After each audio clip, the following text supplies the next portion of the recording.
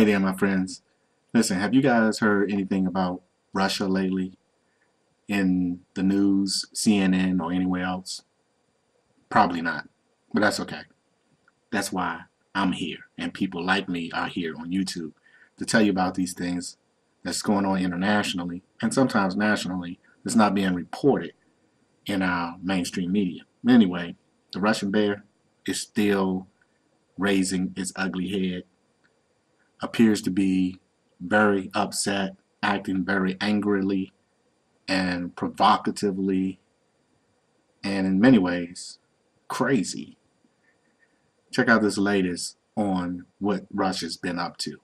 Something has indeed been afoot since Vladimir V. Putin resumed the presidency of Russia in 2012 and sought to push back against the West, which he has accused of meddling in Russia's backyard. Here are recent examples of Russia's new assertiveness. Of course, none of this has been confirmed by Moscow. In the air, in response to an unusual level of air activity over European airspace, NATO scrambled firefighter jets to intercept 26 Russian aircraft in just 2 days this week, including 19 Russian fighters, bombers, and refueling aircraft on Wednesday.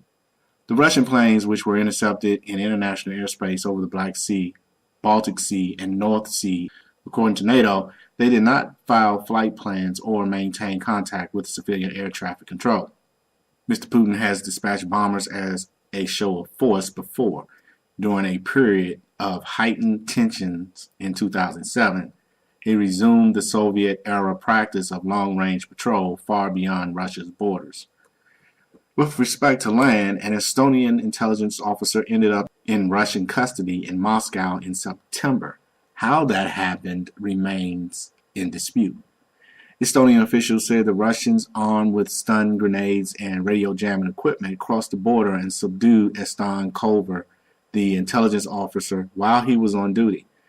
The possible incursion of Russian security forces in Estonia came as violence was still surging in eastern Ukraine, and other countries on Russia's borders had voiced concerns about security.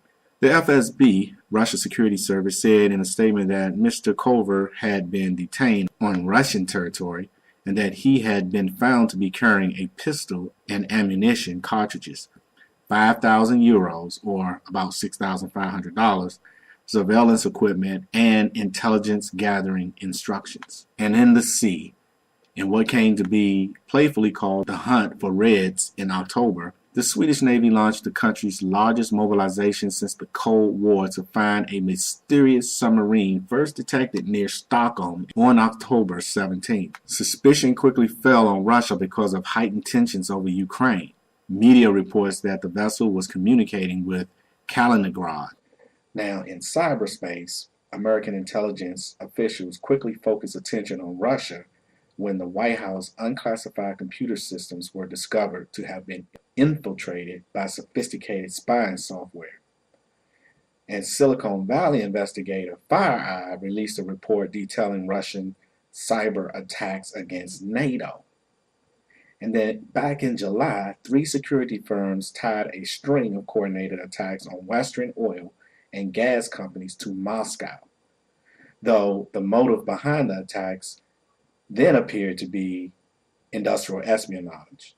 But I believe it's the Russians basically just checking out their cyberspace hacking capabilities to see what they can and cannot do. Anyway, long story short, Russia is still being a nuisance and doing some really peculiar things, and I don't think anyone has come to the conclusion yet why they're doing it. But there is a reason, there is a purpose, and I got a feeling it's not for good. Let us keep watch. Thanks for watching. God bless. Peace and love.